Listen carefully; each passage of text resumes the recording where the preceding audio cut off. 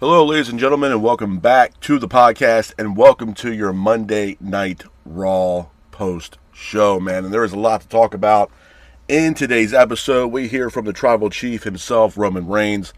We also hear from the Samoan Werewolf, Jacob Fatu. We also hear from Seth Rollins as well. We have Finn Balor in action. We also have Penta teaming up with Javon Evans to take on Ethan Page and Rusev. We'll talk about that in today's episode as well. We also have a new contract signing for a new addition to the Monday Night Raw roster. We'll talk about that in today's episode as well. We also have Joe Hendry in action. He's taking on Austin Theory. And we also have the start of the Open Challenge for Oba Femi. We'll talk about that in today's episode and how I feel about the Oba Femi Weekly Open Challenge. But let's start off the night, man. We have Roman Reigns. Roman Reigns arrives. He pulls up in an SUV. He grabs the title and beelines it to the ring. But Roman is stopped by Adam Pearce. Pearce tells Roman Fatu is not here yet. After that, Roman then turns to his left, and there's Seth Rollins. Roman stares down Seth Rollins, but Rollins tells Roman, "You are in my way." Rollins then beelines it to the ring, but he's quickly attacked by Braun Breaker. WWE security and staff are here trying to stop Braun Breaker, but Breaker attacks the WWE security. Pearce then tells Breaker that's enough. Breaker then breaks through security and hits a spear on Seth Rollins. Some interesting stuff there from Braun Breaker. Moving on from that, we go into our first official match of the night. It's JD McDonough for the Judgment Day taking on Finn Balor. I thought it was a good match. It was a back-and-forth matchup between JD and Finn, with Finn keeping the pace of the match. Dominic Mysterio, who was ringside, trips the legs of Finn Balor. Roxanne Perez is here as well as the rest of the Judgment Day. JD hits a Spanish Fly for a near fall. Raquel then calls a distraction with the referee. This allows Dominic to hit Finn Balor. The referee then throws out Dominic Mysterio. JD then goes for a moonsault, but Finn had his knees up. Finn then hits a roll-up for a near fall on JD McDonough. Liv Morgan's on the apron. Liv then tosses Roxanne the ring hammer. Roxanne then hits Finn Balor with the ring bell hammer. Referee doesn't see it. JD goes for the cover, pins for the 3. And your winner of the match is JD McDonough. Hats off to JD McDonough for getting the win in this matchup. Moving on from that, we go into our next match of the night's tag team matchup. It is the Intercontinental Champion Penta teaming up with Javon Evans to take on Ethan Page and Rusev. Now, I thought this was a good match. It was a back-and-forth matchup between both teams, with Rusev and Page keeping the pace of the match. Evans hits a Hurricane Rana, followed by Penta quickly hitting a Penta driver in the middle of the ring for a near fall. Evans then hits a stunner, but Evans hits a springboard lariat for a near fall as well. Evans then hits a Pele kick. Penta hits a DDT for a near fall, but Rusev then slams Penta onto the announce table, followed by Ethan Page hitting a fisherman suplex in the middle of the ring, pins for the 3, and your winners of the match are Ethan Page and Rusev. Hats off to Ethan Page and Rusev for getting the win in this matchup. Moving on from that, we have Adam Pearce in the ring holding a contract. Pearce talks about his time in NXT. After that, Sol Ruca is here. Pearce tells Sol, congratulations. Pearce then hands over a WWE contract to Sol Ruca, but Sol is quickly interrupted by Women's Intercontinental Champion Becky Lynch. Becky comes out to the ring. Becky says that this was her time for celebration. Becky then mocks Io Sky. Sol then says, "Are you done?" Sol says not everything is about Becky. But Becky then says everything is about her. Sol then says Becky is a big-headed, rude bitch. Sol then signs the contract. Becky then says, "Who are you?" Sol says, "I'm Sol Ruca, and if Becky ever interrupts her again, I'm going to snatch her soul." Becky then accidentally hits Pearce. This allows Sol to hit a botched soul snatcher on Becky Lynch. Some interesting stuff there between Sol Ruca and Becky Lynch. Moving on from that, we go into our next match of the night. It's Joe Hendry taking on the Vision's Austin Theory. Before the match even gets started, we have Joe Hendry in the middle of the ring performing another concert, once again mocking Logan Paul. But the match itself between Joe Hendry and Austin Theory was a good match. It was a back-and-forth matchup between Hendry and Theory, with Hendry keeping the pace of the match. Hendry hits a fall-away slam, but Logan attacks Joe Hendry. The match ends in a disqualification. Vision were beating up Joe Hendry, and then all of a sudden, out of nowhere, the Street Profits are here. The Street Profits attack the Vision, but then Breaker comes out of nowhere and attacks the Street Profits. Rollins is here. Rollins attacks Breaker. Montez jumps over the ropes to the outside, which pretty much had Rollins distracted. This allowed Braun Breaker to once again hit another spear on Seth Rollins. Some interesting stuff there between the Vision, the Street Profits, and Seth Rollins. Moving on from that, we have Oba Femi in action. The Oba Femi Open Challenge. Oba comes down to the ring, says the time has come for the Oba Femi Open Challenge, and it has begun. After that, Tozawa is here with the Alpha Academy, Otis and Maxine Dupree. Tozawa looks like he was going to answer the Open Challenge, but Otis steps up instead. Oba Femi was keeping the pace. Oba then lands a devastating uppercut, taking out Otis. Oba then launches Otis across the ring, followed by Oba hitting his signature fall from grace on Otis, pins for the 3, and your winner of the match is Oba Femi. Hats off to Oba Femi for getting the win in this matchup. And moving on from that, we have a 6-man tag team matchup. It is OG Americano teaming up with the Los Americanos Hermanos, taking on Grande Americano and the Americanos. Now, the match itself, it was a decent match. It was a back-and-forth matchup with the OG Americano and the Los Americanos Hermanos keeping the pace of the match. OG Americano hits a senton off the apron, but El Grande Americano hits a headbutt.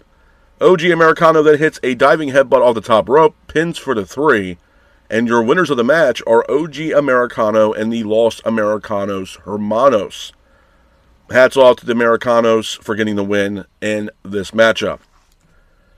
And moving on from that, closing out the night on Monday Night Raw, we have the contract signing between the O.T.C. Roman Reigns and the Samoan Werewolf Jacob Fatu for their highly anticipated matchup at Backlash. Roman comes out to the ring with Fatu. Fatu comes out to the ring as well. Roman asks the fans to acknowledge him. Roman tells Fatu, "You hear that? That's a sound of respect." Roman says he's been here for over 12 years. Roman says that he kept the door open for Solo and Fatu, and that he demands respect. Roman says that there has to be some kind of code for the bloodline. Roman then mentions the Tonga Death Grip. Roman says you don't use the Tonga Death Grip on family. Fatu says he is desperate. It's him against the world. He has no other choice but to take everything away from Roman Reigns. Fatu mentions WWE taking away money from the entire bloodline. Fatu says that he's desperate and he will do anything. Roman then quickly signs the contract, but Roman says he's been grinding for 12 years for the bloodline and says this is all his. Roman says that WWE's ring and Fatu is beneath him. Fatu then goes after Roman. Fatu then applies a Tonga Death Grip, but Fatu throws Roman onto the announce table, and then Fatu signs the contract for their matchup at WWE's Backlash. Some interesting stuff there between Roman Reigns and Jacob Fatu. A couple of things I want to talk about with you guys when it pertains to Monday Night Raw before I get the hell up out of here. First and foremost, number one, I probably will be cutting this video a little bit short. I am literally feeling like crap. I feel under the weather. I haven't really been feeling good for the past week and a half. So I do apologize for that. As far as Monday Night Raw is concerned, man, I'm not going to sit here and say it was a bad show. I'm not going to say it was a mid-level show at best. Were there things about the show on Raw that I wasn't really too keen on? Yeah. And I want to talk about that in today's episode before I get the hell up out of here. So I want to talk about the elephant in the room, or at least one of the elephants in the room. The Oba Femi Open Challenge. I know a lot of people are not really excited about the fact that Oba Femi is now weekly, from what I've been told, having these open challenges. Now we get to the first ever, the inaugural Open Challenge. We have Oba Femi in the ring, and then we hear the Alpha Academy's music hits. And my first impression was, oh man, here the fuck we go with this shit. So we see Tozawa, Otis, and Maxine Dupree walk out to the ring. And at first they were teasing it was going to be Tozawa. And I'm like, oh my god, this guy's going to get annihilated by this dude. And then Otis steps up and takes the place of Tozawa. And then we get Otis versus Oba Femi. Now, I thought it was a great showing by Oba. I'm not taking anything away from Oba Femi. I told you guys before, and I'm going to say it to the end of time. Oba Femi is the future of this business. He is the guy that's going to be carrying WWE on his back for the next 10, 15 years. Easily. The issue that I have with this, though, is that, number one, if we're going to do these open challenges every week, for Obafemi. It's not like Monday Night Raw has a full roster of Otises or Tozawas. So the interesting thing I would have to say is how is this going to play out if this is going to be on a weekly basis, probably leading us into Night of Champions, unless there's King of the Ring. So are we going to have something on the lines of, okay, well, we bring back Sheamus? I honestly, for what it's worth, if they brought Sheamus back and Sheamus was one of the people or one of the individuals to answer the Obafemi Open Challenge, it would be great. But me personally, as a fan, I'd rather see a program here and a storyline here between Sheamus and Obafemi, rather than Sheamus walking into an Open Challenge and getting his ass kicked by Obafemi. But I can see Sheamus answering the call, maybe somebody from NXT. Because at the end of the day, if he's going to have these Open Challenges on a weekly basis every single Monday night, you have to look in the confines of the rosters from Raw, SmackDown, and NXT to facilitate this Open Challenge. Because if not, you're going to have these tag teams like, Los Garza, Berto and Angel Garza, trying to take on Obafemi, or it's going to be an awful mess. And it's not going to last that long as far as the excitement for Obafemi. Now, with that being said, could it be a negative for Oba? Absolutely. I mean, if we're going to get these Open Challenges every week and it's going to be the same old song and dance for the next 6 weeks, it's going to be a fucking problem. It's going to be something where it's going to get stale quick. It takes away the mystique of Obafemi, number 2. And number 3, it's going to get to a point where people will be like, yo, what's the deal with Obafemi?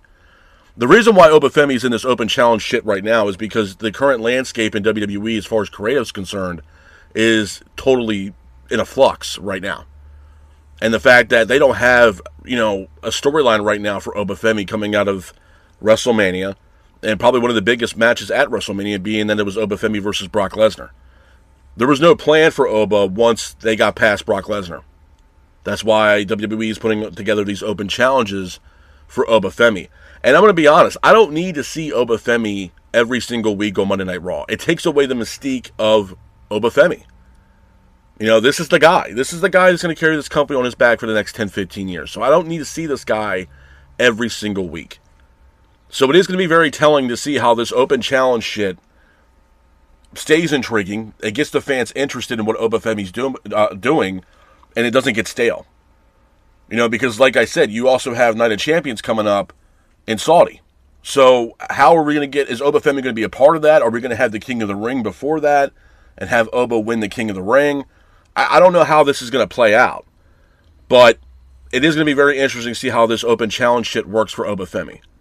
And it stays interesting and it doesn't fall flat on its ass and people get tired of seeing it and get tired of seeing Obafemi. That's my issue with that. The other elephant in the room that I want to talk about, obviously, is Roman Reigns and Jacob Fatu. Now, there's a lot of news coming out when it pertains to Roman. Specifically, his contract.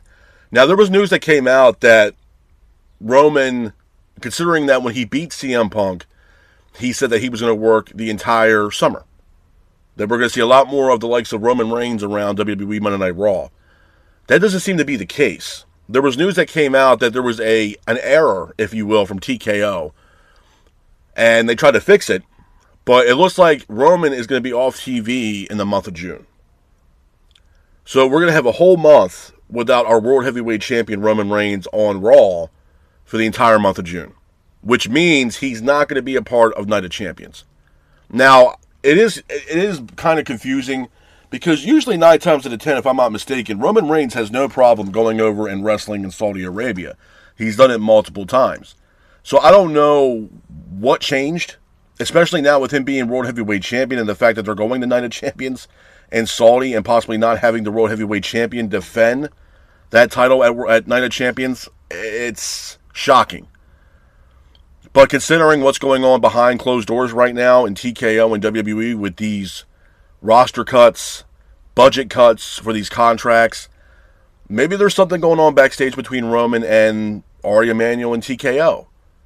Because you got to understand this. I mean, at the end of the day, first and foremost, before people say, oh, dude, they're not going to get rid of Roman, I'm not sitting here saying that they're going to get rid of Roman. My issue, not even an issue that I have, but I think the issue that TKO is going to have is the fact that you're not going to let a guy like Roman Reigns walk out that fucking door. So whatever Roman Reigns is asking for, you better ship up and shape out and give that guy his money. Because you can't let a guy like that walk out the fucking door. You just can't. So whatever he's asking for or whatever he's demanding, you better make sure that you give the guy what he wants. And I think TKO is trying to do whatever they can to kind of beat around the bush and not, kind of give Roman what he wants, but not give Roman what he wants. Because right now, currently in the landscape of WWE, the entire landscape on the main roster, that you already have talent right now taking, from what I've been told, a 50% budget cut in their contracts. I mean, if you look at the New Day situation, they were restructuring their contract here not too long ago, which required them to take a 50% pay cut in their restructure. That's why they walked. You're going to have certain talents that are going to restructure their contract. There's already been rumors and speculation that certain talents have already took a 50% pay cut. But you're going to have some of those talents when the time comes to restructure their contracts, and they're going to say, hey, we're going to have to give you guys a 50% pay cut. Some of these, these men and women are going to walk. And here's the thing too, man. People can say what they want about AEW, but this is going to fall right into Tony Khan's lap because, number one, Tony Khan has the money. But knowing the fact that they're not getting seven-figure deals from WWE, I mean, Tony Khan can come in and give these talents $700,000 and say, here you go. It's only going to help Tony Khan as far as the talent's concerned, like the New Day. You know what I mean? So I don't know what's going on with Roman. I don't, from what I've been told, he's not going to be a part of Monday Night Raw in June. He's not going to be wrestling in Saudi Arabia for Night of Champions, I believe. So going into Backlash, it does raise a lot of questions. I've been hearing all these different scenarios going into Backlash. And honestly, I'm not sitting here saying that any of the, the possibilities are wrong, but it is literally all over the goddamn place. So Backlash is this weekend, Saturday, Tampa, Florida. John Cena's going to be there. He has this historic announcement, which I can tell you guys right now, most likely the historic announcement is going to be the WWE Club, which, again, TKO is asking for more money for the fans on top of the, very expensive ticket sales to go to these events. So they're already asking people for more money with WWE Club. So I think that's what John Cena is doing at Backlash. Hell, we've seen John Cena more now, I feel like, since his retirement tour. So John will be at Backlash in Tampa. But as far as Roman and Fatu, I think it can go multiple different ways. Do I think Roman is going to walk out World Heavyweight Champion? Yeah. I don't see Roman going into this matchup and dropping the belt, his first title defense. I just don't. But at the same time, I know there's been people saying that, what about the Usos? What about what Fatu's going to be doing? Look, I think at the end of the day, what's going to happen is, unfortunately, is Roman's going to take some time off. Roman's going to be taking the month of June off. And we're not going to see Roman until, July. So I think what WWE is trying to do is trying to make a Bloodline 2.0. There's also been rumors and speculation. I heard some people saying that there might be a thought process of bringing in the likes of Zilla Fatu and having him show up at Tampa at Backlash. I don't see. My thing is this: the Usos are a wild card. The Usos showed up on Monday Night Raw. They were talking to, I believe, Jackie Redmond backstage. And the Usos were like, yeah, we're here just to make sure that things don't get out of hand between Jacob and Roman. And everything goes smooth. Well, that's not the case. Fatu was beating the dog shit out of Roman Reigns, and they both had a brawl in the middle of the ring, and there was no signs of both Jimmy or Jay. So my premonition is this. Are we seeing the Usos having a falling out with Roman? And we're going to see the Usos join the likes of Jacob Fatu. And we're going to get Fatu and the Usos as the new bloodline. So I don't know how this, my thing is, do I see Roman walking out World Heavyweight Champion? Yeah, because I don't see him dropping the title in his first title defense. But do I think the match is going to have its interesting points in it? Absolutely. Absolutely. I also know that with this Backlash card, there's only 5 matches on this card. I also know that there's not a singles women's match on this card as of right now, going into Backlash. And there's 5 matches. But instead, we got Danhausen in a tag team matchup against Kit Wilson and The Miz, with Danhausen having a mystery partner in that matchup. And the rumor is Jelly Roll. That's the rumor. Look, man, I told you guys how I feel about the whole Jelly Roll celebrity thing. It's done. And not only that, Jelly Roll even said that maybe they need to go back to what they were doing before, which is music or whatever the hell he's doing. Please, with all due respect, sir, go away. I'm done with the Jelly Roll experience, man. I'm done with the Jelly Roll shit. I'm done with the Pat McAfee. I'm done with the whole little Yachty shit. I'm done with it, man. I'm done with it. Let's get back to wrestling. I'm done with it. You want to have the celebrity appearances? You save that shit for WrestleMania. We don't need to see it on Backlash or Monday Night Raw or SmackDown. I'm done with that bullshit. I'm done with it. It's so fucking boring, man. It's just, no. Please go away and fuck off. I'm sorry, man. I'm done with it. I understand they're fans. I get it. At the end of the day, we're all fans of professional wrestling. I get it. I don't need to see them in the goddamn ring. I just don't. You know, for certain celebrities in the ring, it's worked. And some celebrities, it's been a flop. Jelly Roll's flop.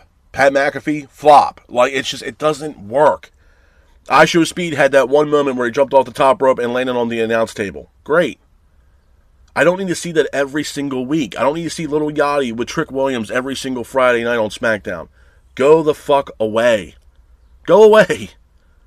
You know, go back to making music or whatever the hell it is that you do. Fuck off. Like, I don't need to see it. That shit, I understand it's a business, bro. I get it. But you save that shit for WrestleMania. I don't need to see it every single week. I don't need to see it on Monday Night Raw in Nebraska, or a SmackDown in Chicago, Illinois, or a SmackDown in who the hell knows where the hell they're going. Somewhere South Dakota, North Dakota, wherever. I don't need to see that on a weekly episodic television on Raw and SmackDown every single fucking week. You save it for WrestleMania. Like, piss off and fuck off. Like, I don't need to see it. You know, there's also rumors that it might be CM Punk joining Danhausen because of their friendship to take on Kit Wilson and The Miz, because the rumors are that they're trying to get CM Punk to go over to SmackDown. We'll see. I'd rather it be CM Punk than Jelly Roll, to be honest with you. I'm done with the celebrity appearances, man. I'm done. It's so fucking boring, and it's cringy, and it needs to go away. Goodbye, and good day. Like, I'm done with it. Like, it's chalked, man. It is. Like, go away. You know what I mean? You had it at WrestleMania, and go. And my thing is, if it is Jelly Roll, then that means that the original scheduled matchup for Backlash was supposed to be Randy Orton and Pat McAfee versus Cody Rhodes and Jelly Roll. But we had Jelly Roll teaming up with Danhausen. Come on, man. That's a huge L. Just go away, bro. Seriously. You know, I don't know, man. To me, honestly, I think, as far as Monday Night Raw is concerned, man, I'm not going to sit here and say it was a bad show. I'm not. But there were certain things about the show that I wasn't too keen on. The Obafemi Open Challenge, we're going to see how it plays out. You know, but I do think it takes away a little bit of the mystique of Obafemi, in my honest opinion.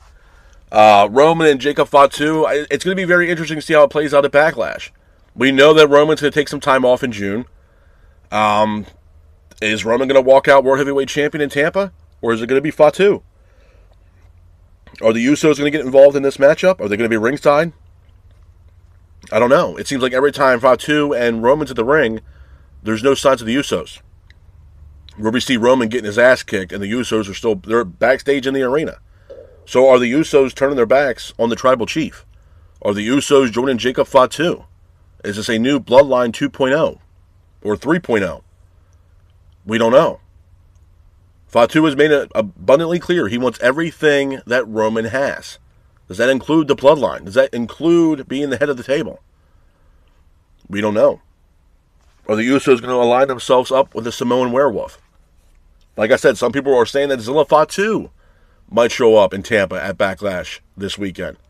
It's going to be very interesting to see how Backlash plays out going into that main event between Fatu and Roman. Be very telling to see how that plays out. So, I don't know, man. Like I said, Raw wasn't that bad. It could have been better. But I think, all in all, WWE right now is in a flux, man. I mean, you got the contract situations going on behind closed doors, talent taking a 50% pay cut on their deals, restructuring their contracts. You know, it's going to be very interesting. I think pro wrestling alone is going to be very interesting in the next 90 to 60 days. To be honest with you, especially with these talents that have left or were released or opted out of their contracts, like the New Day. I mean, look, people could say what they want, but this is going to feed right into Tony Khan. You know, I mean, as a businessman, there's no way in hell Tony Khan is not going to give a call to Kofi Kingston and Xavier Woods. There's already been stuff from talent in AEW talking about Woods and Kofi, the New Day. MJF has made comments about it. FTR have made comments about it with tweeting out the New Day, or it's a new day. You had the Young Bucks putting out stuff on Instagram of when they went over to, I believe it was Japan, when Kenny Omega was playing Xavier Woods in Street Fighter, and how they hung out with the New Day. They're friends. They're buddies. And it was something that Xavier Woods even had stated, that they would love to have a match with Kenny Omega and the Young Bucks. This is going to fall right into their lap around July. And what's after July for AEW? AEW's biggest show of the year, All In, at Wembley. This is going to fall right into Tony Khan's lap. Now, I know a lot of people are like, oh, well, they got their own shit going on. Yeah, they do. I'm not sitting here saying they don't. I don't have any allegiance to AEW. But what I'm saying to you guys is, this is going to pan out for Tony Khan with these contracts because WWE can't afford these talents, where Tony Khan can. He can fork out the money to the likes of an Xavier Woods and Kofi Kingston, where they can sign a multi-year deal for 7 figures, where WWE is not willing to facilitate that kind of contract.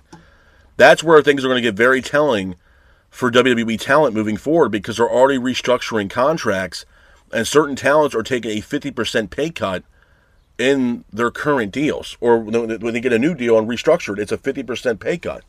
So it'll be very telling to see how these talents feel moving forward if they had to restructure their contracts, number one, but not only restructure their contracts, but take a 50% pay cut. That changes a lot of shit for a lot of people, man. Whether you like the person or not. Now, if you're in a selective circle, like a Roman Reigns, maybe a Becky Lynch, or a CM Punk and a Cody Rhodes, you're pretty much untouchable. But everybody else on that roster, you better believe that they will be talking about restructuring your contract and you possibly taking a 50% pay cut. You better believe it.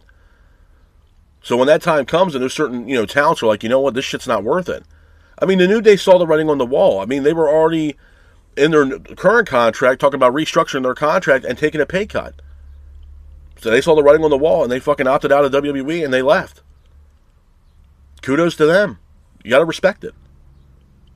You know what I mean? So they're going to fall right into Tony Khan's lap, man. They're going right to AEW. I'd be shocked if they don't go to AEW. You add them, you add Chris Sabin and Alex Shelley, the Motor City Machine Guns, also to AEW. That's also been rumored.